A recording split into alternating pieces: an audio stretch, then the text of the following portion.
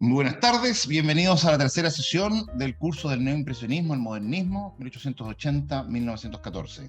Pintura y escultura y arquitectura en la encrucijada.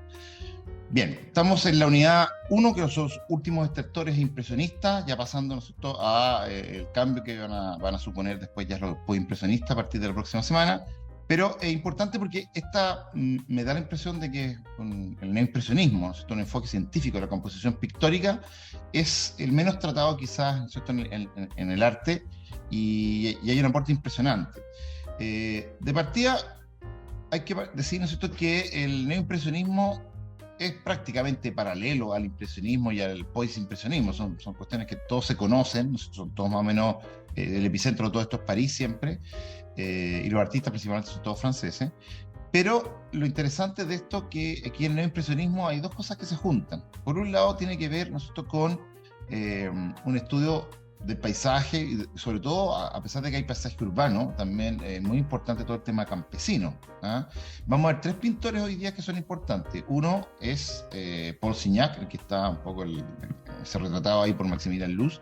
Después está Camille Pissarro, ¿cierto?, que es el más viejo, es un impresionista, en el fundador del impresionismo, no lo hemos visto en el impresionismo, pero él nació en 1830, o sea, le lleva de unos 30 años de ventaja o 20 años mayor que los no impresionistas.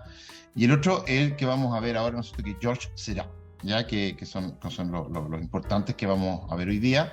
Y importante que aquí hay si bien ya se liberó el tema de la pintura y del color, sobre todo, ¿no sé todo, también se liberó el dibujo, todas esas cosas, en los impresionistas. Ahora hay una mirada distinta que tiene que ver, nosotros, con tratar de hacer un enfoque que fuera más matemático, más científico, más riguroso, que fuera objetivo y no subjetivo como hacían los impresionistas. Entonces, podemos decir que a los no impresionistas no les impresionaba el impresionismo, sobre todo a Georges Seurat con Paul Signac. ¿Ah?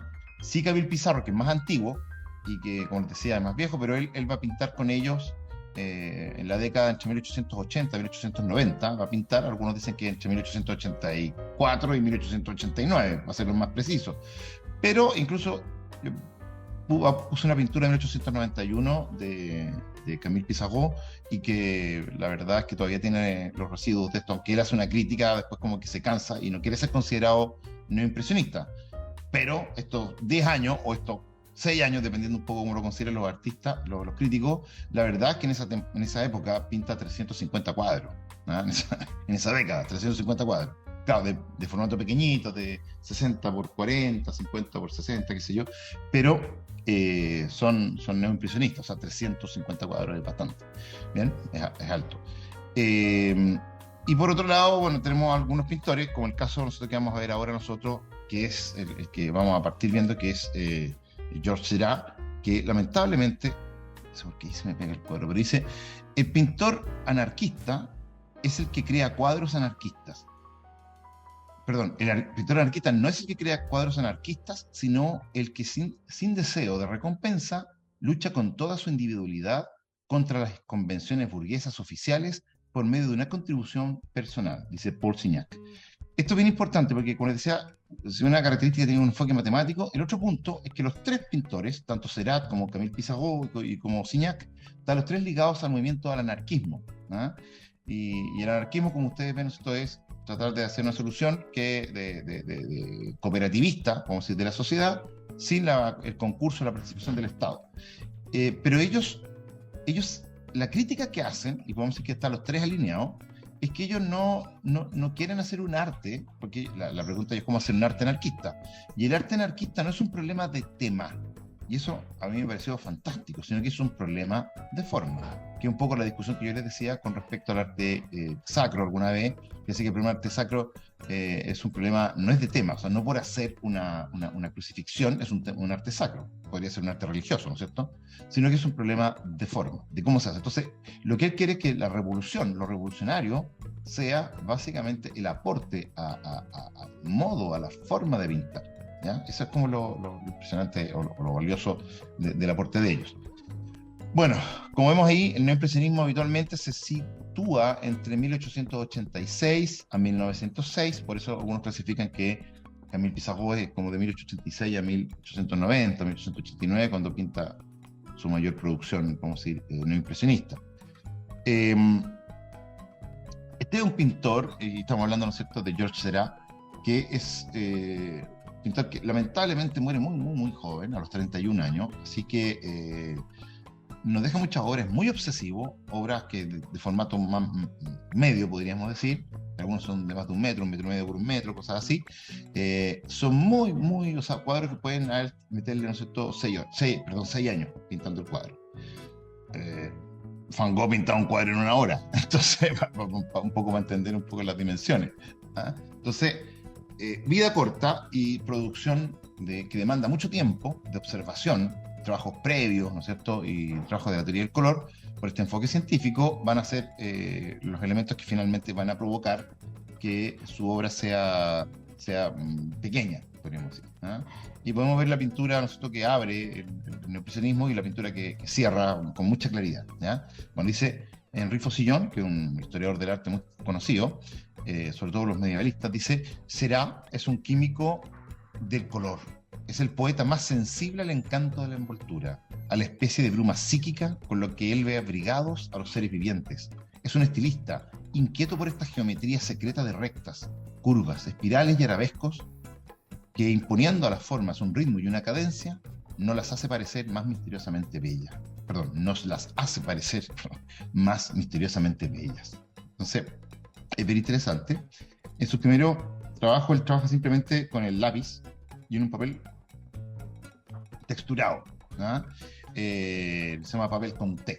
Y este papel, ¿no es cierto?, permitía al pintar encima dejar espacio blanco. Entonces él trabaja con lo que queda el blanco y negro y con los tonos grises que van quedando entre medio, con mucha viveza en general sus representaciones, y gusta mucho sus dibujos a la gente. Entonces es interesante cómo trabaja él con esta técnica, con este papel rugoso, con este papel, con este lápiz, y va generando así eso. Si ustedes se fijan, no hay un trabajo como de dibujo, principalmente, sino que es como color que se va colocando para hacer los contrastes superficiales. ¿Ah? Lo vamos a ver hartas veces. Fotos de él o retratos de él tenemos muy, muy poquitos, prácticamente esta acá, que nos muestra un rostro bastante como hierático, un rostro de un hombre, no sé, que es quitado de bulla, que no es muy, no habla mucho, parco en el hablar, vamos a decir, y que se va a casar, va a tener un par de hijos, y él va a morir de una angina aparentemente, y poquito después muere su hijo, y su mujer está esperando otro niño que viene en camino, ¿eh? Que no lo va a conocer. Entonces, es un hombre, como les decía, con una vida breve. Va a estar en el grupo que va a fundar el Salón de los Independientes, cuando él trata de exponer y no lo deja, entonces funda una exposición alternativa para el Salón Oficial, y ahí parte un poco su carrera, ¿no? Ahí tenemos un coro de mujeres, ¿no es cierto?, un dibujo que hizo, para ver un poco la técnica de él, porque tenemos algunos dibujos, y él de a poquito va a ir indagando en esta técnica que vamos a ver ahora, y que habitualmente recibe dos nombres y tienen una pequeña diferencia, y vamos a ver en cada uno de los cuadros se puede detectar esa diferencia. Uno que se llama el divisionismo y otro que se llama el puntillismo, ¿ya? Son muy parecidas, a veces la gente utiliza divisionismo y puntillismo como lo mismo, como sinónimo, y otros hacen una pequeña diferencia que la voy a tratar yo, ¿ya? Ahí tenemos un Angelo Marbelli que dice un trabajo que se llama Por 80 centavos. Entonces fíjense también que en este grupo está gente que tiene una intuición muy importante sobre el tema del anarquismo, ¿no? El descontento social y ese tipo de cosas, ¿no?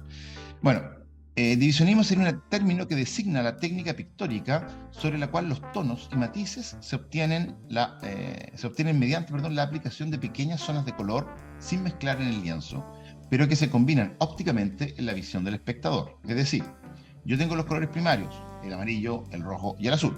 Si los mezclo, por ejemplo, si mezclo el rojo y el amarillo, obtengo el naranjo, ¿sí?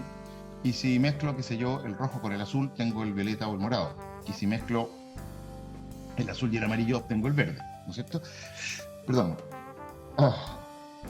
Es que el verde siempre me hace estornudar a mí en la primavera. Bien, entonces, fíjense que lo interesante de esto es que Si él ponía colores yuxtapuestos o adyacentes, esto generaba una vibración a cierta distancia, no encima, sino que a una distancia de unos par de metros, qué sé yo, que los dos colores comenzaban a vibrar y se mezclaban, en la unión de los dos se mezclaba. Es decir, lo que él traspasa es la mezcla de colores que se produzca en el ojo, en la retina del espectador y no, ¿no es cierto?, en la tela. O sea, no llega a mezclar los colores.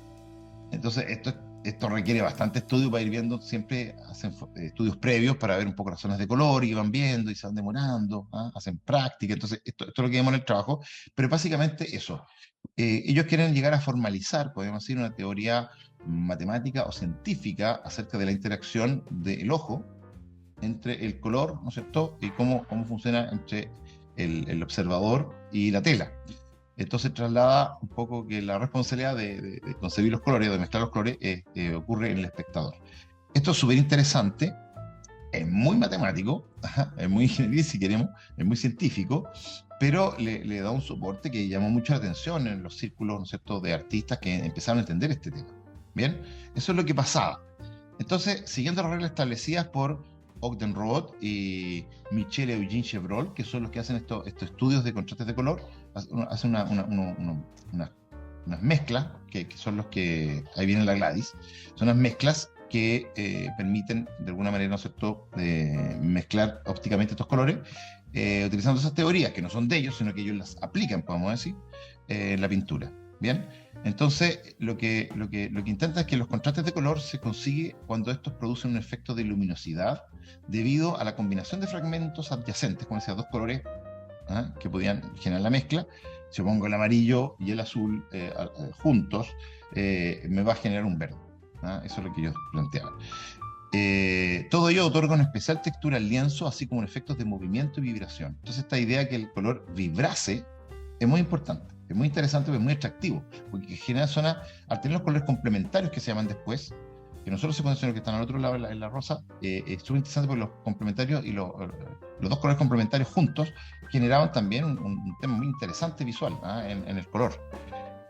Desarrollado científica y empíricamente por los neoimpresionistas, el método es descrito por Signac, refiriéndose al principio general de la separación del color, diferenciándose así del puntillismo, que se refiere específicamente a la utilización de puntos, ¿ya? Entonces, el divisionismo sería colocar colores adyacentes, que está puesto lo que sea, y que el ojo haga interacción. Pero cuando ya esto, y esto un poco lo desarrolla mucho Seurat, que al hacer los puntos más pequeños, genera mayor interacción y mayor vibración, ¿ah? Entonces era como más todavía efectista que lo que estamos viendo ahora en el cuadro nosotros. Entonces, por eso el puntillismo es una intensificación, podríamos decir, al disminuir los puntos, las zonas de color yuxtapuesto a puntos de color, genera una vibración mucho más grande. Bueno, el puntillismo, como se ve ahí, ¿no es cierto?, en Georges Seurat, este cuadro. Bueno, dice, el puntillismo sería la técnica pictórica que consiste en el empleo de pequeños toques regulares de color puro, yuxtapuestos o entremezclados, de tal manera que al ser vistos desde una distancia adecuada, parecen reaccionar juntos ópticamente en el ojo del espectador, creando efectos de colores brillantes, ¿ya? Entonces es importante también que cuando ustedes estén enfrente de una obra puntillista o neoimpresionista en general, vean cuál es la distancia óptima, porque depende del tamaño del color, el tamaño del punto y la distancia del observador. Entonces hay que tratar de ver ustedes lo que va pasando, se acercan mucho y se van alejando hasta que se produce un poco el máximo brillo, podríamos decir, de la composición. El introductor de esta técnica fue Seurat, quien, aprovechando los descubrimientos de Chevreul, el teórico, ¿no es cierto?, del color, reduce su paleta para asegurarse los beneficios de la luminosidad sin llegar a mezclar tinturas entre sí. O sea, llega a ocupar 6 colores, básicamente, los primarios y los secundarios. Aunque es de destacar que Signac también fue figura importante dentro de este movimiento, el cual también tuvo gran interés en el arte postimpresionista, ¿eh? Entonces, interesante que también los postimpresionistas van a tomar. De hecho, Camille Pissarro va a ser profesor de Gauguin y de Cézanne. Entonces también va a haber influencias ahí en esos caminos. El divisionismo frente al puntillismo otorga mayor atención a la técnica que a los resultados, ¿eh? Se podemos decir que eso es quizás las dos divisiones que tiene, ¿eh? Las dos diferencias que tiene. Bueno, de aquí tenemos de Georges Seurat escenas del taller también, que son estos dibujos que les decía yo, que ya esta aproximación con el papel, ¿no es cierto?, que él va dibujando, con este lápiz Comté, con el papel corrugado o texturado, va generando, ¿no es cierto?, esta zona que ya uno empieza a ver un poco los puntos, y probablemente esa cosa le llamó mucho la atención. Cómo la luz iba apareciendo en cada uno de los puntitos ahí, ¿no es cierto?, que iban quedando, y cómo se marcaba con una degradación, dependiendo si estaba más cerca de la zona de sombra pura, que más cerca de la zona de penumbra o la zona limítrofe, ¿ah?, en la sombra propia o la sombra arrojada, y los fondos blancos iluminados. Entonces, todas esas cosas para él eran importantes. Acá tenemos también de George Seurat, el picapedrero. Y esto es interesante porque los temas, como ustedes ven, tienen que ver con el mundo social, muchas veces, no todos, ¿saben?, pero muchas veces el tema del campesino, en Camille Pissarro, por ejemplo, o acá en George Seurat, el tema de los picapedreros, también en Signac, ¿cierto?, el tema del trabajador, del labriego, del obrero, ¿ah?, del proletario, finalmente. Entonces, esos temas le van a ellos importando mucho en una época, como les decía, de transición, de transformación de la vida económica y social, producto de la revolución industrial. Pensemos que estamos en el año 1880. ¿Eh? Bueno, este cuadro no es propiamente impresionista, perdón, neoimpresionista o puntillista en estricto rigor, pero aquí ya aparecen, ¿cierto?, algunos elementos que van a ser como previos. Es de los cuadros más conocidos de él, ustedes probablemente lo conocen. Aparecen los bañistas de Asnières están a unos pocos pasos de París. Se ve atrás también siempre la presencia de la industria, de la industrialización, que ya es como omnipresente. Y se ve un tipo con un perrito, no sé, que están mirando, otros se están bañando. Hay uno que está sentado con el short rojo, un trajaño rojo, que se acaba parece como despertar de la siesta y se incorpora para mirar un poco el mar, o el río, perdón. Y esa es la escena. Como ustedes ven, la escena queda muy estática, como que hay muy poquita acción, están todos los personajes como muy puestos ahí, muy estáticos. Y que va a ser una característica también de su obra, porque se genera un poco eso. Pero, por otro lado, fíjense que ya está funcionando un poco el tema, el agua para ellos era un elemento clave. ¿Ah? Sí, para ellos era el fluir de la vida, para Gauguin o para Van Gogh, para Seurat el agua era el medio más interesante del estudio, ¿no es cierto?, cromático que podía tener, ¿no es cierto?, por el tema de los reflejos, de las transparencias, ¿no es cierto?, de las zonas oscuras, el movimiento, por efectos de la luz, o sea, era el material más importante para el libro, ¿no? Pero este es más o menos, como decía, como los primeros cuadros que él va a hacer, está hecho en el año 1884, pero aquí ya está en ciernes, podemos decir, el camino. Dice, Seurat compuso la escena según la diagonal de la figura echada en primer plano, subrayado por el trazo del río. El chico que se encuentra casi al centro de la tela da la impresión de que acaba de levantarse a observar a sus compañeros, ¿no? Esto que les decía yo. Entonces, se ven un poco los dos planos, el plano verde, el plano azul, ¿no es cierto?, de ambos elementos, y una diagonal que los articula. Acá tenemos también estos dibujos previos, como les decía yo, él hace muchos trabajos preparatorios. ¿Ah? El niño que está en el agua, nosotros con las manos así, probablemente silbando con ese ruido característico, o ese sonido característico. Acá el joven, ¿no es cierto?, que se levanta. Entonces, todos estos dibujos, se fijan que el color ya, perdón, el trabajo en monocromo de los estudios, en papel con té, o en lápiz con té, perdón, con papel rugoso, va generando también, ¿no es cierto?, ya esta visión que él va buscando. En algo se aproxima. Y ahí tenemos también, ¿no es cierto?, como dice ahí, el trabajo, ¿no es cierto?, dice que con un dibujo con lápiz blando y graso en papel granulado, da la impresión de descubrir poco a poco el contorno, como en los croquis que hemos realizado sobre el tema del durmiente, ¿no es cierto?, que les decía ahí en de mano derecha.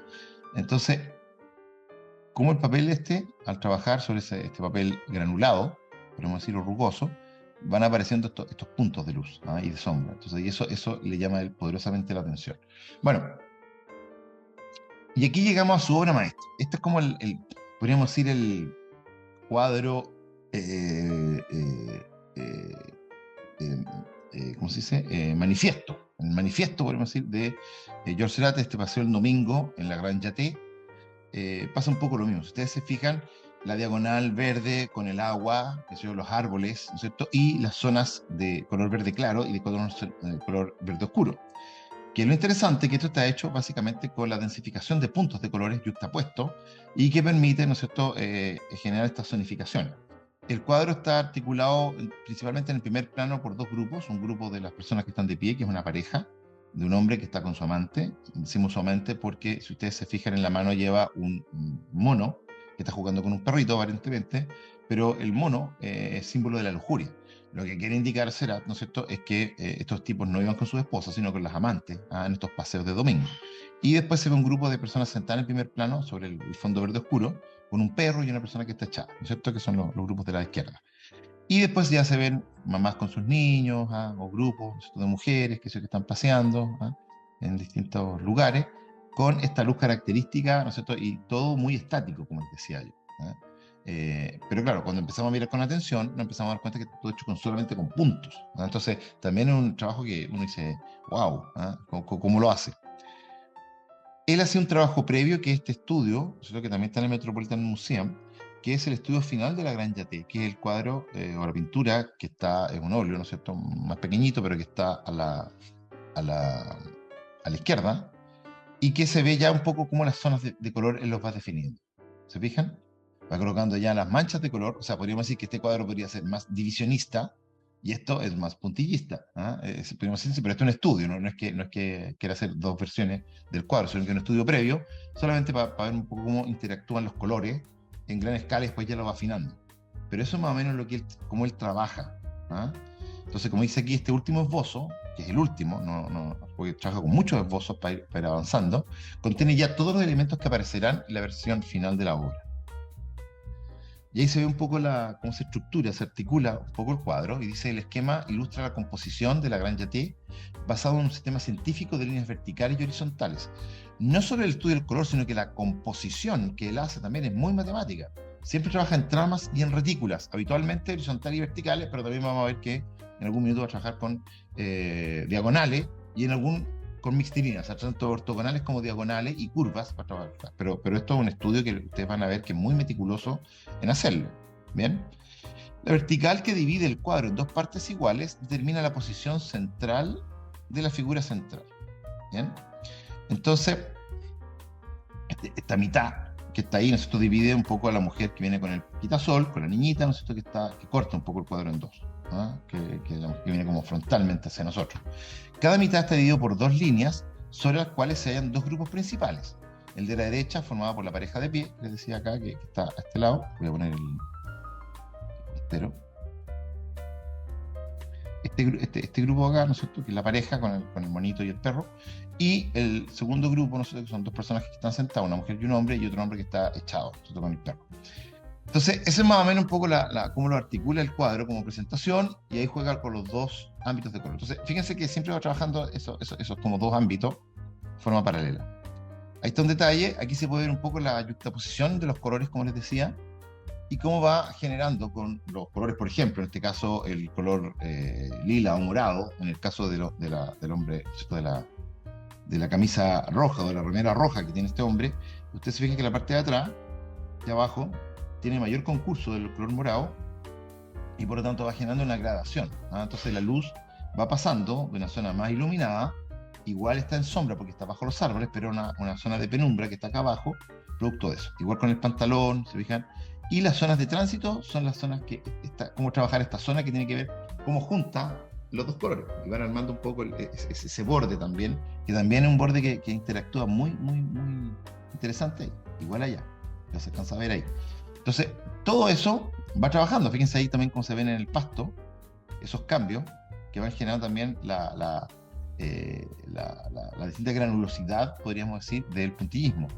En general, lo que él hace, si ustedes se fijan bien, sobre todo con el color verde claro, es que cuando están cerca de los personajes, que nos recuerda un poco la técnica del mosaico, de las teselas, cuando están cerca del personaje, se ponen los colores más claros, cosa que genera los contrastes. ¿Se fijan? Ahí cerca del árbol, por ejemplo, acá alrededor de este hombre o alrededor de esta mujer. ¿Se fijan? Y después ya se va oscureciendo, mientras se va alejando. Entonces va generando también una visión. Todo esto es de un trabajo enorme. Fíjense, por ejemplo, el reflejo que genera en el cuerpo de este hombre que está en la espalda, el yoki, podemos decir, de este hombre que está acostado, o esta especie, no sé si de diario o de tela, estará, no sé, tejiendo, cosiendo, no sé lo que está haciendo, blanco. Entonces genera un reflejo también en la espalda de este caballero. Entonces, todas esas cosas empiezan a ser súper. Está tejiendo ahora porque pensé que hay lana ahí, no sé. por ahí unos libros, no sé, bueno, a lo mejor el diario, no sé lo que sea. Pero es interesante un poco esos elementos. Entonces, cuando uno lo mira ya de cerca, si nos vamos también a la mujer que viene de pie, la que marca el centro del cuadro, con la niña, también pasa un poco lo mismo. ¿Se fijan? Cómo se va generando la sombra, ¿ah? De esa falda media tubular, ¿no es cierto? Con la parte que está en la cara, que está más, ¿no es cierto? No iluminada directamente. Entonces, cómo se va generando el color, se fijan cómo va marcando ahí, ¿no es cierto? El busto de la niña, con la cintura, con ese grado de color, la sombra de la sombrilla, ¿ah? En el cuerpo de ella. Algo que pasa acá también, ¿no es cierto? Con estas dos niñas, que pasa una mamá con su hija, aparentemente, pasa un poco lo mismo. Se fijan también que aquí el grano, como que es más clarito, igual acá, y después ya cuando se va alejando se va poniendo más oscuro. Entonces, todo eso va generando una cosa que no sea muy rígida al cuadro, a pesar de que él decía que no quería que lo interpretaran, ¿no es cierto? Que aquí él viera que no hay básicamente ni pasión, podríamos decir, ni elementos subjetivos, ¿ah? Sino que aquí hay un estudio racional, objetivo, ¿ah? Y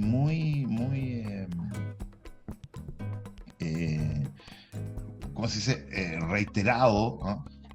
Muy, ¿cómo se dice? Muy, es como obsesivo, ¿eh? Pero no es la palabra, pero riguroso, vamos a decir, en el tratamiento del color. Él quería que la gente viera eso y no otras cosas, ¿eh?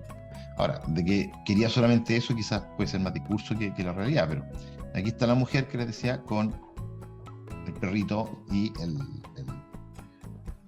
monito. El monito, de hecho, lo hace, si ustedes alcanzan a ver, como casi medio transparente, ¿ah? Se alcanzan a ver un poco las sombras de los pies del caballero, ¿ah? Como que el monito fue agregado después, parece, aparentemente, hay unos croquis que él hizo del dibujo, del monito, pero está ahí, ¿ah? Entonces también el mono como que se funde, ¿ah? Como que casi como una fantasmagoría, podemos decir, ¿ah? Y el perrito con su collar saltando, qué sé yo. Fíjense que además están las sombras de los dos animalitos, que están abajo. Entonces también se va generando como el pasto, como que nos recrea la idea que hay como un pasto, como que hay los diferentes. O sea, imagínense, por favor, como esta sombra del perro acá va dejando las zonas de color. Y parece que viéramos los filamentos del césped, ¿ah? Ahí. Entonces, bien interesante. George Seurat dijo: el arte es la armonía es la analogía de los opuestos, la analogía de los semejantes, de tono, de tinta, de línea, considerados por la dominante y bajo la influencia de una iluminación, combinaciones alegres, calmas o tristes. Él creía que básicamente con el trabajo, de esta armonía de la analogía de los opuestos, y quiero decir los opuestos porque la verdad es que a mí me cuesta, me confundo ahí para decir el opuesto de los colores porque no lo sé de memoria, pero básicamente lo que él dice, ¿no es cierto?, en los colores es que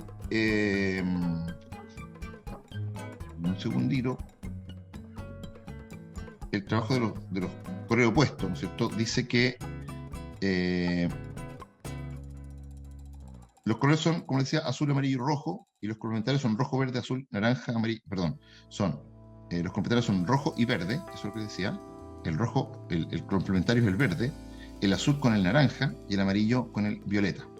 Esos son los trabajos con dice que genera un poco estas combinaciones, vamos a decir, con los opuestos, que son las que a él le producen un poco toda esta armonía, esta vibración, ¿no? Entonces es interesante, ¿vale? Bueno, los estudios que se ven, ¿no es cierto?, del círculo cromático de Seurat a partir de lo que había hecho Ottgen Nicolas Roth, que está ahí, que están los colores, como les decía, con sus opuestos, ¿no es cierto?, que se ve ahí, por ejemplo, el color violeta, que se ve con su opuesto, o el azul, ¿no es cierto?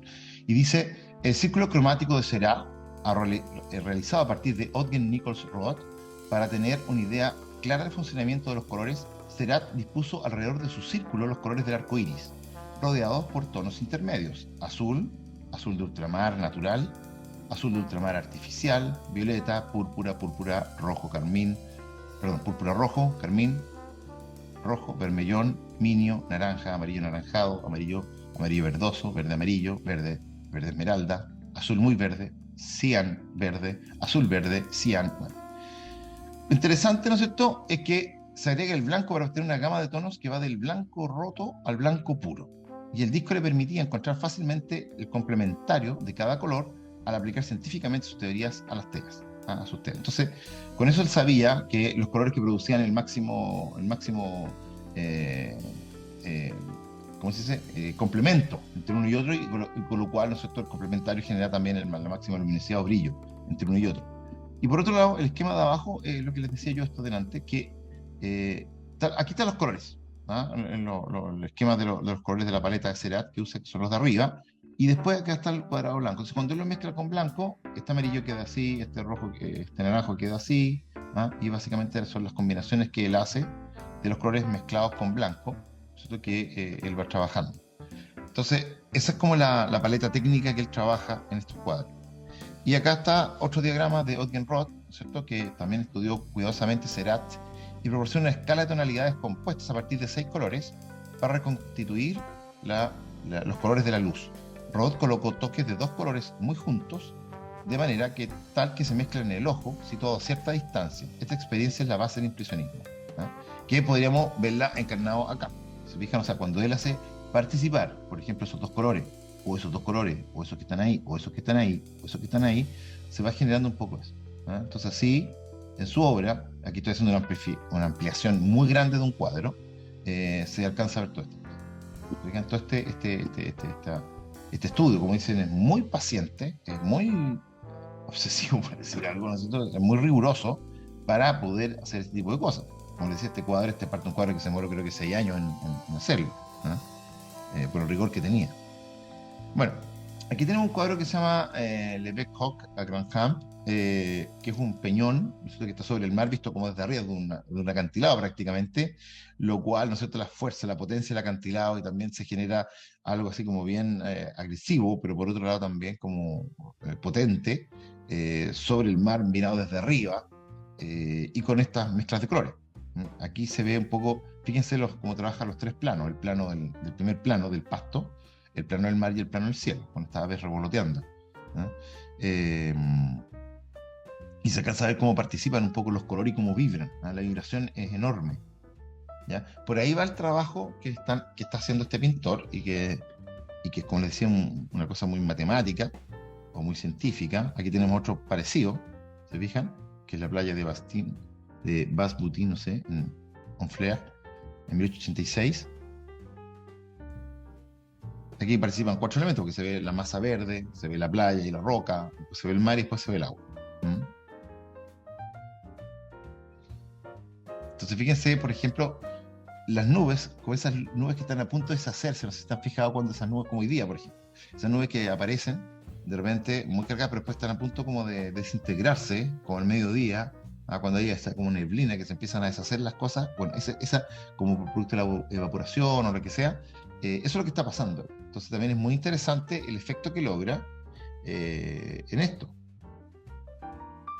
Fíjense también, quizás también de algún modo, como esas crestas, que seguramente son como olas pequeñas, que se dirigen, ¿no es cierto?, hacia la orilla de la playa, también van apareciendo, ¿no?, en esa diagonal, generando como el movimiento del mar. Entonces, es un trabajo, como les decía, de mucha observación, muy riguroso, muy lento. Y dice, en este cuadro Seurat trata nuevamente de lograr los colores compuestos secundarios o terciarios, yuxtaponiendo tintas puras por medio de pequeños trazos de color en forma de punto.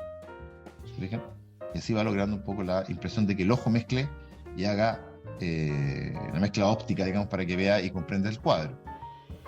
Introduce a veces puntos de color negro para crear efectos de gris, y agrega puntos azules, violetas y negros en las zonas de sombra, ¿no? En esta zona, digamos, va agregando esos puntos de violeta, negro y azules, cosa que vayan conformando, ¿no?, y densificando las puntas para que se vean con mayor contraste las sombras con las luces. Este cuadro también es muy interesante por la composición, como ustedes ven, es como un encuadre fotográfico prácticamente, donde se ven los mástiles, las velas, las cuerdas, ¿no es cierto?, de las naves, como están atados, ¿no es cierto?, al borde. Entonces es bien interesante porque se genera una composición como una matemática, interesante. Y por otro lado también el detalle, como ustedes ven ahí, de cómo están los colores, del barco que está ahí, ¿no es cierto?, en el borde, que está anclado. El problema de una pintura, como la de Seurat y de los impresionistas en general, consiste en saber exactamente a qué distancia hay que observar un cuadro para percibir los efectos de la fusión de colores. Les decía yo, ¿ah? Pero es un problema que tiene que hacer el espectador y por eso tiene que acercarse, alejarse hasta que encuentre que el punto óptimo, ¿no es cierto?, es tal o cual que permita, ¿no es cierto?, apreciar toda la fuerza de los colores. Algunos, como Pissarro, intentaron fijar esta distancia, que debería ser, según él, igual a 3 veces la longitud de la diagonal del cuadro, ¿ah?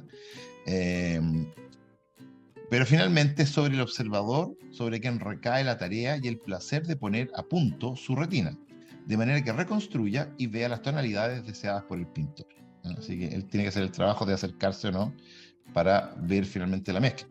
Porque aquí, por ejemplo, si nosotros agrandamos esto, aquí lo que vemos es una multitud de colores.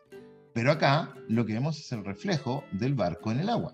Entonces se aprecia distinto, con una sutileza distinta. Eso depende de la distancia del observador. Aquí el esquema gráfico, ¿no es cierto?, más o menos del barco, así como dibujo, dice: la composición se basa en la relación entre la proa y el palo en primer plano y la silueta de la embarcación vista de frente en segundo plano, ligadas por las líneas de perspectiva del muelle. Sobre la estructura básica tejió la trama de cables, cordajes y palos, sumergiendo todo en la atmósfera y la luz. Entonces es muy interesante un poco cómo lo logra este efecto.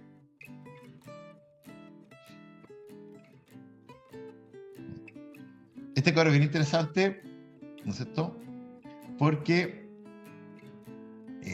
no sé si es una mujer o la misma mujer, es una mujer que está en 3 diferentes posiciones, de espalda, de frente y poniéndose las medias, o son 3 mujeres, y además está de fondo el cuadro de Seurat ya en formato bien grande.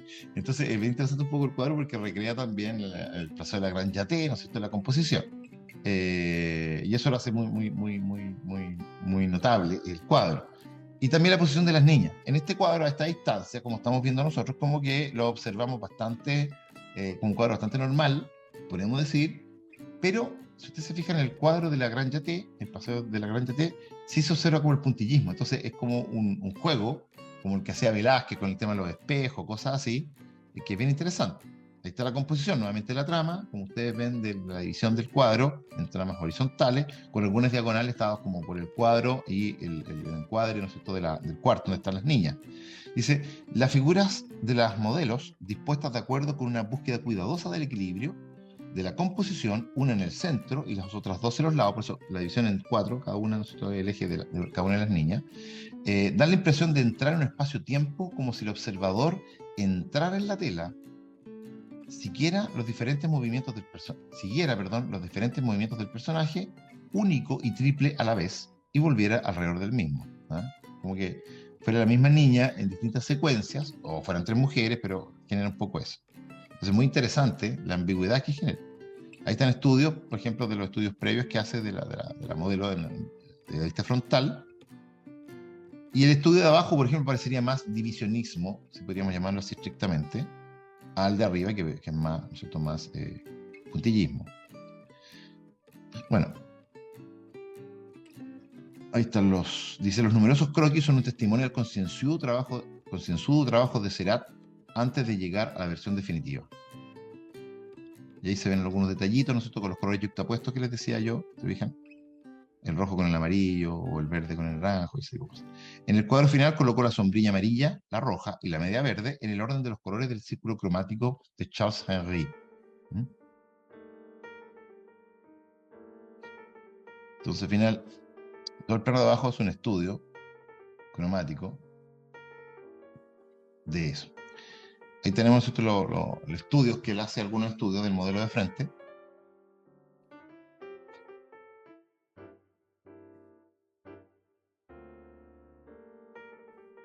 Eso es lo que lo hace interesante. Ya, este cuadro, probablemente el más complejo de todos, ¿no? Creo que trabajó en este proyecto como 6 años, como les decía yo, y básicamente es como la parada del circo. Antiguamente, a lo mejor ustedes se acordarán, yo no me tocó tanto, me tocó algo parecido, cuando el circo, ¿no es cierto?, que venían, daban la vuelta en sus carros, en este caso probablemente en carretas o no sé, en lo que será, y llegaban a un lugar, ¿no es cierto?, y se instalaban y hacían un pequeño pequeño show, una especie de sinopsis de lo que iba a ser el circo. Realmente con la música, un par de payasos, algunas piruetas, algunas acrobacias, demostrando un poco el talante del circo, lo que venía. Así que la gente ahí como que le servía como de aperitivo para que acudiera al circo, que era una gran entretención en esa época.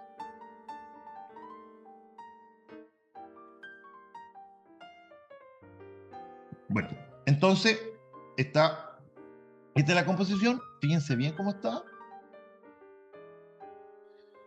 porque se han trazado miles de retículas y trabajos y el cuadro está prácticamente en proporción áurea. Entonces, hay toda una serie de estudios ahí que se alcanzan a ver con los temas de los colores y las líneas horizontales y verticales que van dividiendo el cuadro, ¿ah?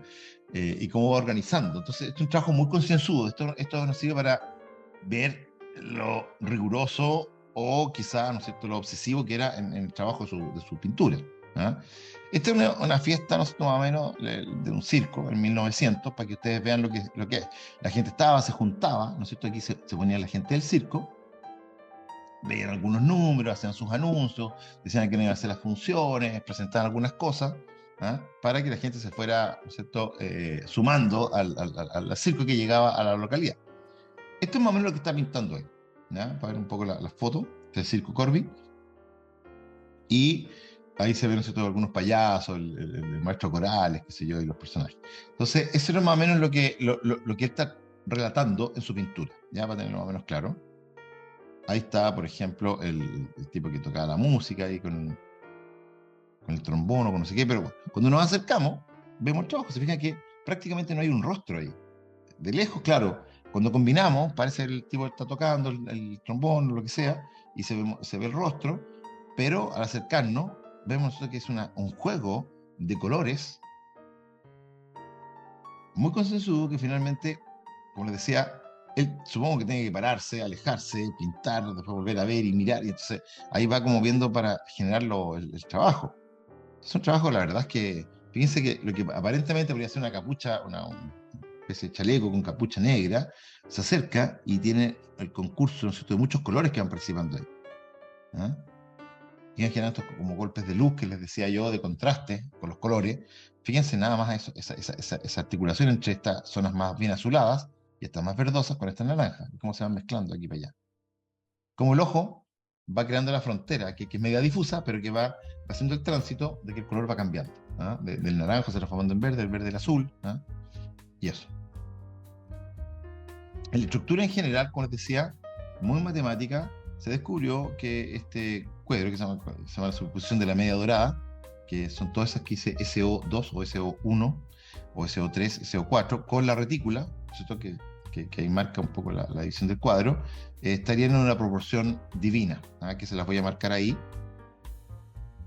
que sería más o menos eso, ¿ah? O sea, la situación de los personajes, cómo se articulan, ¿no es cierto?, en el cuadro, más o menos ajustan. Claro, en rigor, esta línea roja debería llegar aquí, esta línea negra, y esta línea negra acá debería llegar acá. No ese es el formato exacto, por eso se aproxima, ¿ah? Pero, por otro lado, es bien importante al observar el cuadro cómo lo va haciendo, ¿ah? Entonces, los que saben, un poco los especialistas, cómo hizo el cuadro, y lo vamos a exponer, cómo fue armando un poco la composición. Entonces, fíjense que hay unos primeros que están a contraluz, que son el público que está abajo.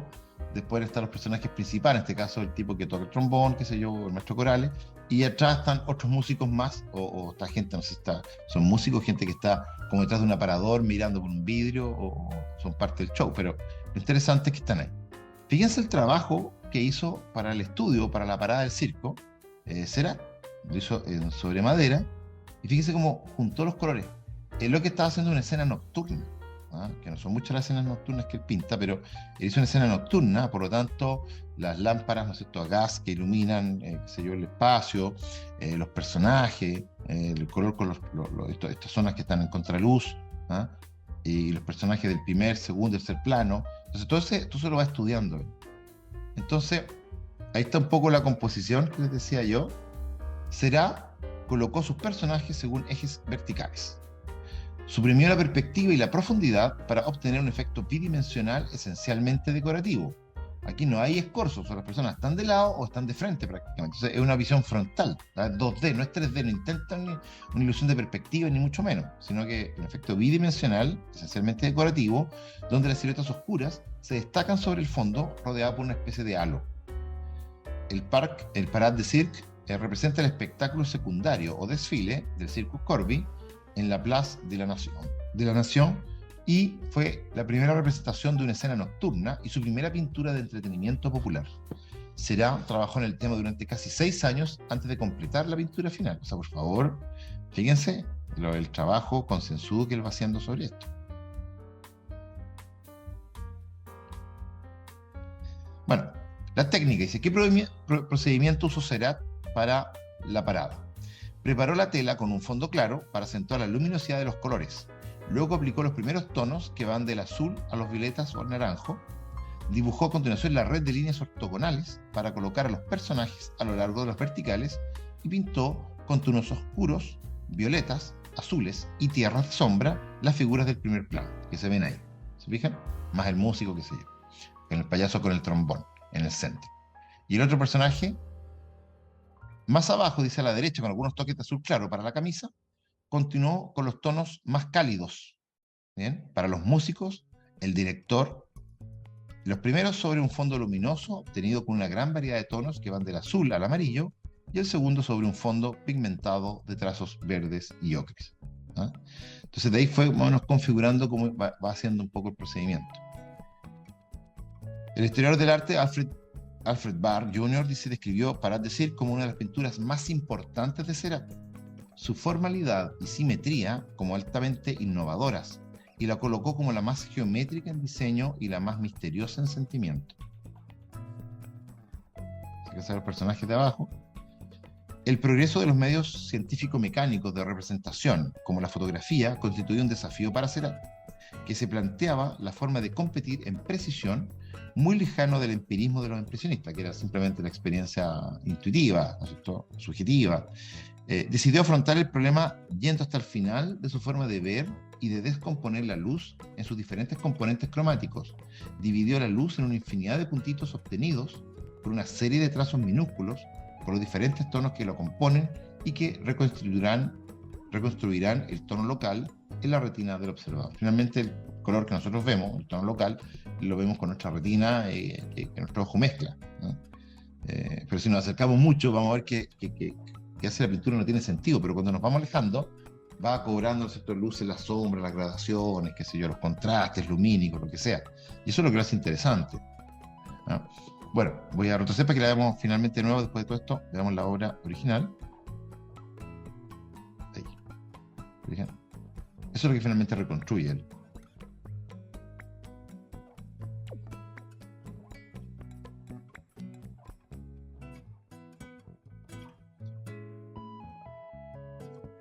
Este otro cuadro, que él va a pintar también algunos muelles. Fíjense que esto casi uno podría decir se acerca a la pintura metafísica de Giorgio Di Chirico, que va a aparecer mucho después, ¿no es cierto? Pero esta cosa como en silencio, el agua calmada, se ve que ondean un poco las banderas de Francia y las banderas de navegación de las naves, pero no hay personas prácticamente en la pintura. Hay algunas siluetas que se ven ahí marchando por los gaviones del río o del mar, digamos, de la bahía, pero se ve también cómo se va componiendo con todos estos puntitos, ¿no? Todo el cuadro. Es un cuadro que como muy en silencio. Ahí está algún detallito, ¿no es cierto?, del cuadro.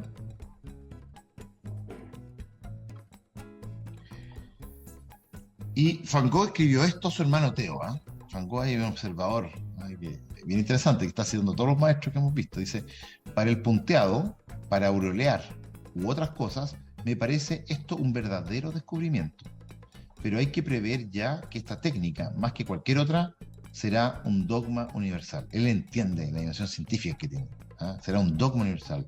Razón de más para que la Gran Jatte será, nosotros que vimos, los paisajes con punteados gruesos de Signac, el barco de Anquetin, serán con el tiempo aún más personales, aún más originales.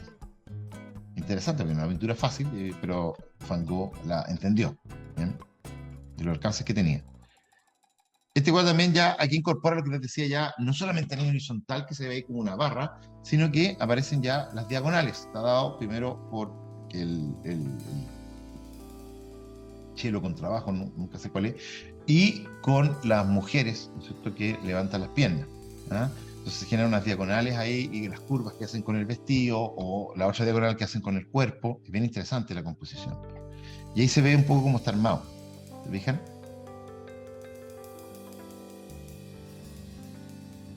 Entonces se ve cómo trabajan puntos blancos, naranjos, rojos, azules. ¿Ah? Todos van dando la sensación y que de lejos como que no nos damos cuenta de eso. Pero ahí de cerca nos acercamos, vemos la composición, nos alejamos y vemos un resultado que es interesante. ¿Bien? Bueno, en la composición, como les decía, con las diagonales dice, aquí la trama ortogonal de líneas horizontales y verticales características de la mayor parte de las obras de Seurat fue reemplazada por una composición basada en las diagonales. La del contrabajo del personaje de espaldas en primer plano y la de los bailarines en segundo plano, que dibujan un conjunto de líneas rectas y curvas, ¿no? Tanto por la caída del vestido de ellas, las diagonales y también un par de horizontales ahí, o sea, de verticales, va generando un poco todo este dinamismo en este cuadro. ¿No? Este es un elemento nuevo que introduce, porque habitualmente, como decían, en horizontales y verticales, pero ahora aparecen estos. Y estos van a volver a surgir más adelante. Bueno, se cree, este cuadro es de Jules Cheret, se llama el cartel de la Girard, del Folies Bergère, que fue un cotizado autor de carteles de esa época, nosotros junto con Toulouse-Lautrec o con Alphonse Mucha, que sé yo, y otros más, expuso sus obras con Pissarro, con Sisley y Seurat. El baile del Chahout, o algo así, Chahout, no sé cómo se pronunciará, presenta un gran parecido con este cartel de Cheret, ¿no? El dinamismo. Guillaume Apollinaire, que ya lo hemos citado en otros, sobre los pintores cubistas, 1913, dice: ningún pintor me hace pensar en Molière como Seurat. En el Molière del burgués gentilhombre, que es un ballet lleno de gracia, de lirismo y de buen sentido. Y telas como el circo, que acabamos de ver, o el baile de Chahout, también son ballets llenos de gracia, de lirismo y de buen sentido. Entonces, él hace una asociación entre Molière y sus comedias, ¿no es cierto?, y las pinturas que hace de Georges Seurat. Estas comparaciones lo hemos visto, pero estas diagonales que se introducen, tanto ya sea Henri de Toulouse-Lautrec, ya sea Georges Seurat o ya sea Edgar Degas, que vimos en las clases pasadas, donde esta diagonal de contrabajo, ¿no es cierto?, empieza a tener un peso muy grande en el cuadro. Y donde también en el cuadro del baile de Chahout también aparecen estos trabajos con los tonos que se ve ahí, ¿no es cierto?, que cuando nos acercamos, si bien por ejemplo Edgar Degas simplemente coloca un negro sin matices, o un color plano en el caso de Toulouse-Lautrec, vean que el trabajo de Seurat es tremendo. O sea, la espalda del músico del contrabajo le ha llevado 3 meses a hacerlo.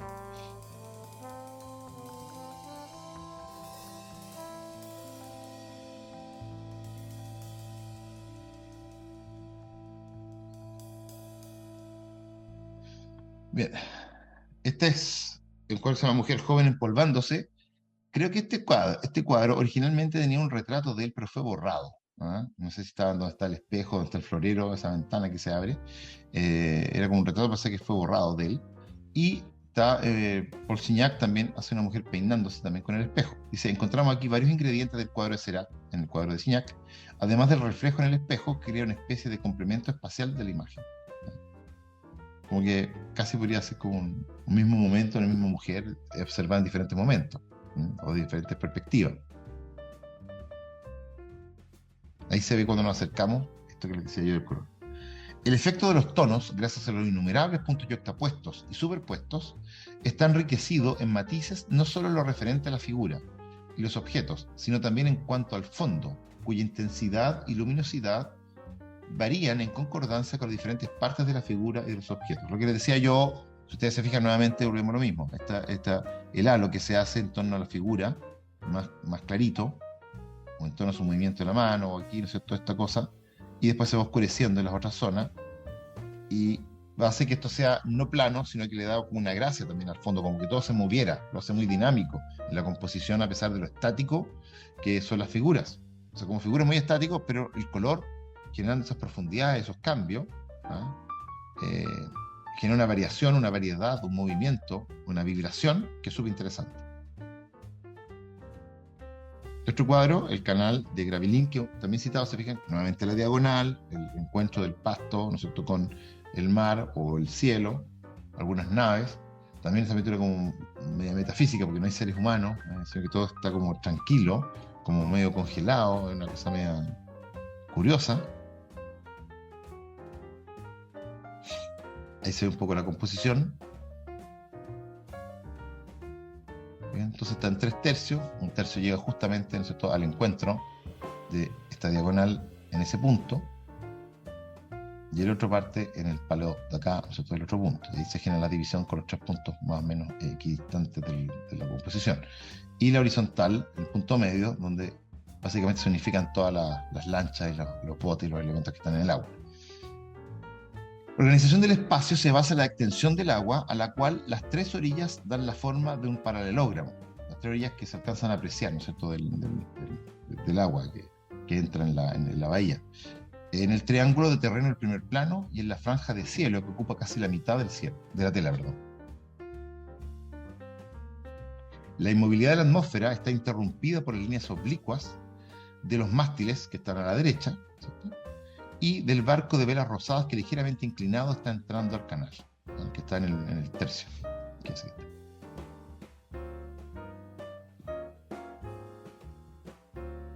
En el fondo, a la izquierda, otro grupo compacto de barco, que está allá, y a la derecha el volumen de las casas del faro. Entonces da una atmósfera un poco inquietante, a lo mejor, nada de lo tranquilo que es. Y ahí tenemos de Georges Seurat también otro cuadro, Petit Fort a Gravelines, que también un poco es lo mismo. Se fijan que aquí se reemplaza por pasto esta costanera, podemos decir, y una composición muy parecida. Es la misma atmósfera.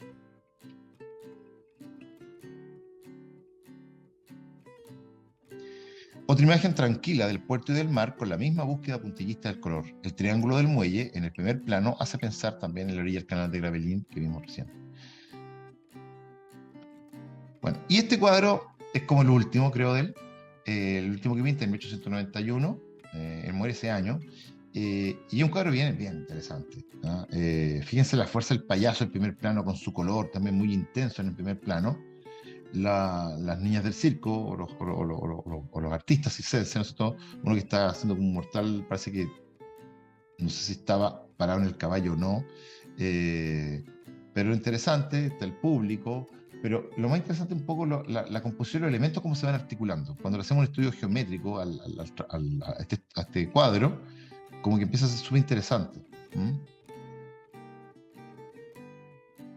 Bueno, aquí se alcanza a ver algo. Dice, ¿en qué consiste el hallazgo de la composición de Seurat? Y aquí tenemos que decir que aparecen los elementos diagonales, los elementos curvos o en espirales, los planos oblicuos, y los elementos horizontales y verticales, en la trama que vemos ahí. Entonces dice, ¿en qué consiste el hallazgo de la composición de Seurat, que sugiere el movimiento continuo y alegre del acróbata y del amazona? Seurat colocó sobre una retícula de rectas ortogonales, horizontales y verticales un rectángulo oblicuo, que es ese que está ahí. Se fijan que está como girado un poco con los... casi cuadrado en las manos del payaso. A este equilibrio inestable, el artista agregó una especie de girándula o de fuegos artificiales, que son las curvas que hace tanto ahí, ¿no es cierto?, o que hace el caballo, o que hace el movimiento del acróbata con el mortal del payaso, lo que sea. Es sugerido por los arcos de circunferencia que cortan los lados del cuadrado. Entonces lo hace interesante un poco la composición. Y bueno, ahí tenemos algunos apuntes. Y estas zonas de color, si las aislamos, si ustedes se fijan, si las aislamos, son bien interesantes, ¿no? Casi como arte abstracto. Entonces dice, un solo tono de base amarillo ocre, en el color superior arriba, que es la arena de la pista, para la escena, iluminada por los tonos rojos y del traje, ¿no es cierto?, que es el punto 2, del gorro del payaso en primer plano y del borde de las gradas situadas alrededor de la pista, que es el color blanco, ¿no es cierto?, que se ve ahí. Los blancos de las graderías y del caballo, de las camisas, de la cara del payaso, resaltan por sobre el amarillo ocre del fondo. Entonces el color del blanco, ¿no?, con el fondo, con el traje rojo, más el color ocre de la arena, generan todo un contraste bien interesante. Destaquemos cómo el primer plano del payaso está resaltado perdón, realzado por los matices más oscuros de la pista alrededor de la silueta.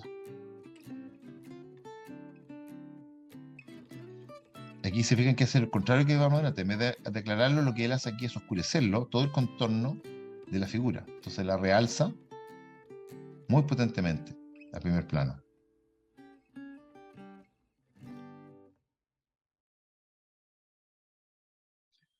Bueno, aquí tenemos a Paul Signac, retratado en el año 1883. Como les decía, él murió muy jovencito, de angina aparentemente, y a los 31 años, Georges Seurat, él junto con Signac fueron como los inventores de esto.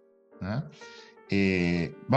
Hay diferencias obviamente entre ambos, siempre los pintores cada uno tiene su estilo, pero aquí también hay un interés matemático y más compositivo, es como más de afiche la pintura de él, ¿ah? Como que él intuye algo más como abstracto quizás en su pintura, lo vamos a ver más rapidito, pero creo que es súper interesante este personaje.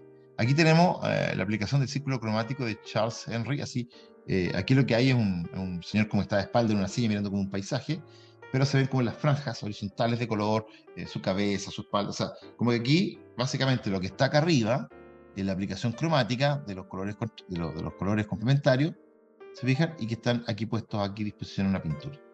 ¿No?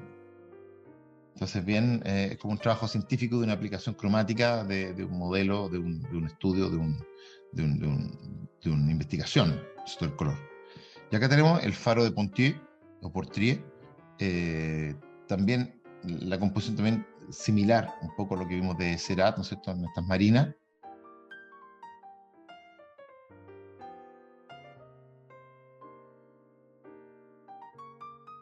Entonces, como ustedes ven, un trabajo como muy científico, ¿ah? Muy casi esquemático, pero muy riguroso de lo que buscan, ¿no es cierto?, los cuadros. ¿Sí? Miren este otro. Opus sobre el esmalte de un fondo rítmico de medidas y ángulos, tonos y matices, retrato de seguramente Monsieur Félix Frénéon, que Félix Frénéon fue el que le pone el nombre, creo, a los impresionistas, un crítico. Entonces fíjense la composición que hay de Paul Signac. Este va a ser más longevo, fíjense que va a morir en 1935, o sea, muy tardío. Pero está haciendo su estudio y se fijan que esto tiene un arte que uno se acercaría quizás a otros artistas, no sé, estoy pensando en Frank Stella o alguno de esos, ¿no? que trabaja un poco este tipo de cosas. Claro, que lo hace con forma puntillista, pero un trabajo más geométrico, más curioso el trabajo de él. Este otro menos recuerda, quizás, ¿no es cierto? Dice, el título es muy bonito, dice, en tiempos de armonía, la edad de oro no está en el pasado, está en el futuro. ¿Ya? Cuadro del año 1893-1895. Entonces se ve como una vida bucólica pastoril ahí, ¿no es cierto? Algunos parece que bailan, otros juegan con la cuerda, otros pintan en la orilla, otros aquí disfrutan, parece de un pequeño ágape, otro lee, otro está jugando, así como de todo tipo de cosas. ¿Mm?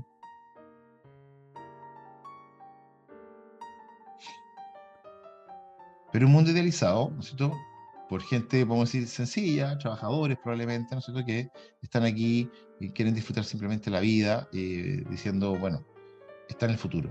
Hoy día estamos siendo apremiados, hoy día estamos siendo, ¿no es cierto?, qué sé yo, explotados, lo que uno quiera, pero la esperanza en un mundo mejor. Y no, ¿no es cierto?, que todo tiempo pasado fue mejor, sino que aquí el objetivo está la esperanza. Claro, pensamiento anarquista. ¿Ah? Acá tenemos mujer con sombrilla.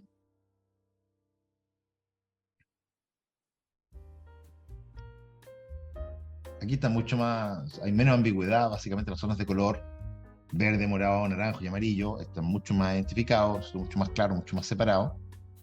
Pero también el tratamiento de las densidades de los puntos de color para las zonas, para ver las luces, sombras y luces del paraguas, por ejemplo, el quitasol, o del vestido, o de la falda, podemos decir, la parte superior, o de la blusa arriba, es bien interesante. El campanero de Saint-Tropez.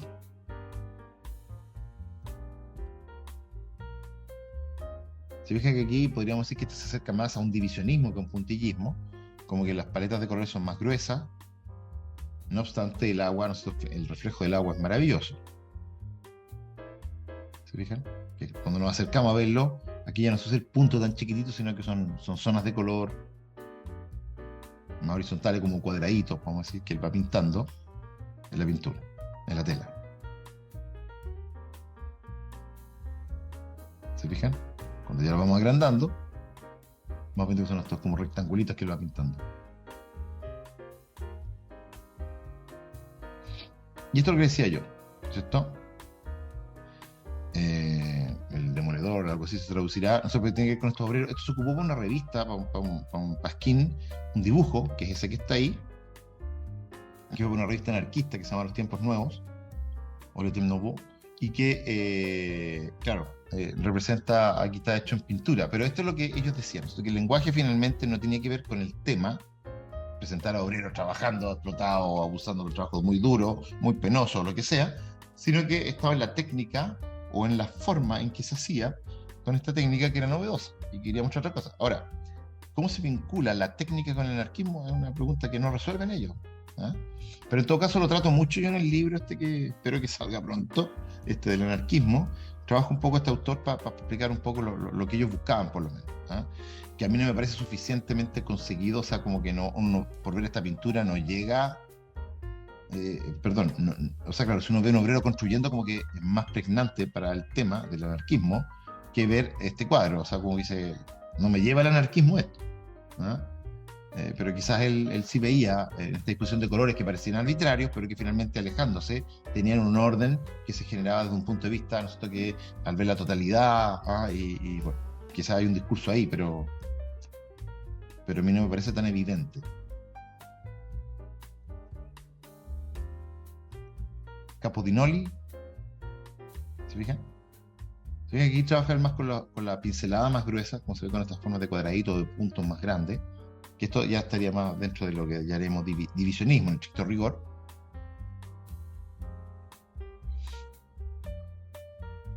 O este otro, la bahía o la Calanque.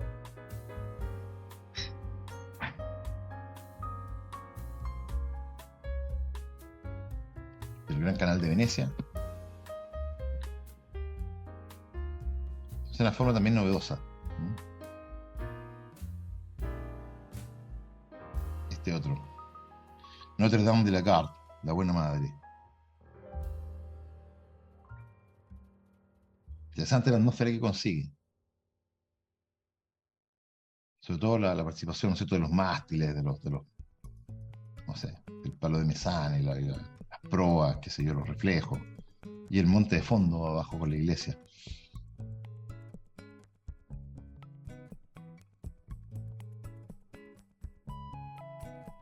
Ahí tenemos un retrato de Maximilian Luz, otro del grupo de los impresionistas que no vamos a ver, que es de Porsignac, el retrato, con esa técnica.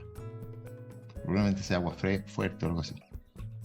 Bueno, y veamos al último una pequeña parte nomás, bien sencillo, pero Camille Pissarro, como les decía, él es un pintor que es impresionista, se considera uno de los padres del impresionismo, es mucho más viejo en el sentido que él nace en el año 30, y muere en 1903. Y se considera como uno de los padres del impresionismo. Pissarro pintó la vida rural francesa, en concreto los paisajes y las escenas en las que aparecían campesinos trabajando, pero también escenas urbanas en Montmartre. Él también está ligado al tema del anarquismo, probablemente por eso contactó a estos pintores y él, siendo más viejo, qué sé yo, le gustó y pintó una década con ellos estos temas. En París tuvo como discípulos a Paul Cézanne, a Paul Gauguin, a Jean Pesquet, a Henri Martin Lamotte, así como su propio hijo Lucien Pissarro. Y a la pintora impresionista estadounidense Marie Cassatt, la que pintaba, ¿se acuerdan?, mirando las óperas del teatro de Degas, ella, Marie Cassatt. Pissarro fue asimismo un teórico de la anarquía y frecuentó con asiduidad a los pintores de la Nueva Atenas, que pertenecían a ese movimiento, un grupo anarquista. Compartió esta posición con Gauguin, con quien luego tuvo relaciones tensas. O sea que Gauguin era como peleado al principio con Van Gogh, con Pissarro, con todo. Bien, entonces, los cuadros de él son de este tipo, estos 350 cuadros que hace en esta década, digamos, o en menos años. Ahí tenemos del año 1886. Traté de tomar justamente los que están en el periodo que la crítica en rigor considera que son los más neoimpresionistas de todos, el 86 y el 89, o entre el 84 y el 89. Pero bueno, los puse unos poquitos cuadros para ver su obra, que es esa que está ahí. ¿Se fijan? Entonces lo que él hace básicamente, usted observa la obra anterior de Pizarro, no sé, de los años 70 o de los comienzos de los 80, y lo compara con esto, el paisaje va a ser el mismo, lo que cambia es la técnica en este caso, que lo hace también con una técnica divisionista, ¿m? Que eso que está ahí. Son telas pequeñitas y tampoco es el rigor que tenía George Seurat, ¿m? Pero se deja influir y le interesa, así que está un buen tiempo. Casi todos los trabajos son de esta época son en Edañi, en el campo, y le gusta mucho, por ejemplo, los temas en flor, ¿no? La fruta, la cosecha de manzanas, de pera, de lo que sea, ¿no? O las ovejas, porque de esos temas bucólico-pastoriles, agrícolas, todas esas cosas como que le llaman mucho la atención. Y tenemos otra cosecha de manzanas, ¿se fijan? Entonces, claro, aquí el tema del trabajador. Ahora, la disposición del espacio, fíjense que es novedoso este cuadro, me interesa, porque es como que casi parece como un tipo que está mirando desde arriba, como arriba del árbol, ¿ah? De un árbol posible, y mirando la escena. Y cómo sitúa a todos los personajes bajo la sombra del manzano, ¿ah? Mientras el tipo con un palo va sacando las manzanas y la gente los va recogiendo en los canastos. Al fondo se ve una carreta, qué sé yo, pero también está el campo como medio circular, así como casi de la esfericidad de la Tierra, casi. Es bien interesante las líneas las diagonales que crea. La formulación espacial es muy interesante y también el motivo un poco de que a él le gusta, no sé, que son los campesinos, esta vida, como la de Millet, pero aquí parece que nuestro amigo Camille Pizarro es más, más anarquista, digamos. Este otro es del año 1888, se llama Pastor con ovejas. Dice que también hay algo de eso. No sé si es tan rigurosamente neoimpresionista o puntillista o divisionista, digamos, pero algo hay con las tramas como juega. Interesante este paisaje, la exposición que hay, porque de dónde se pone el observador a ver esto es lo interesante. Bueno, aquí tenemos uno que es más también, más quizás divisionista, se llama Manzanos en Flor en Irán.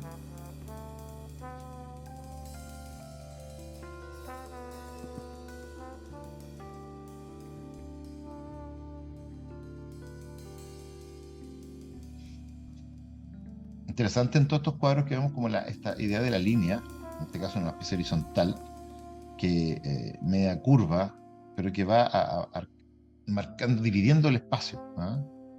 Que aparece ahí también, y que aparece también ahí, ¿se fijan?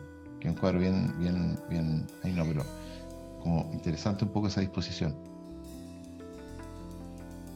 Y algo de eso también hay aquí en este cuadro que se llama Prado, puesta de sol en el año también, de 1890. Aquí estaríamos entrando en la fase final de su fase impresionista, neoimpresionista, perdón. Y después tomé un cuadro del año 1891, o sea, un año después, para ver qué tanto quedaba todavía, ¿ah?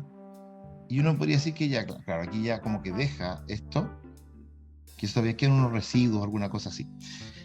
Entonces, dice Pizarro, al final de la época, a ver si alcanzo a leer, pues no tengo lentes, pero él no quiso, como que se quiso desmarcar de alguna manera del neoimpresionismo, pues como que los renegó. Dice esto. Dice, no puedo aceptar, al final, no puedo aceptar que se me cuente entre los neoimpresionistas.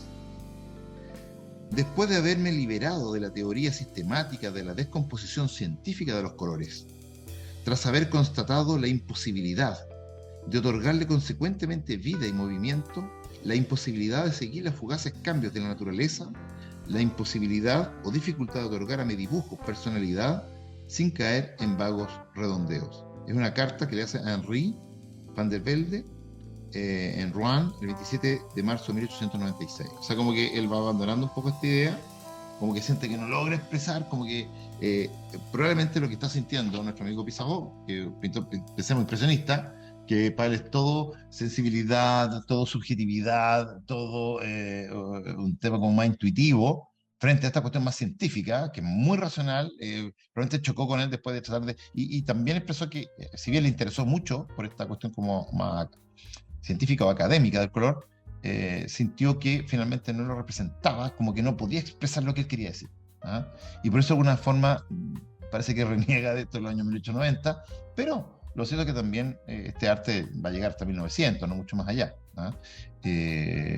No es tan conocido, digamos, ni tan masivo, aunque hay un grupo de pintores que lo va a trabajar, pero probablemente por la falta de esta dimensión más, como decía, del arte más intuitivo, esta creación más espontánea, y no una cosa tan rígida como que no tuvo gran desarrollo.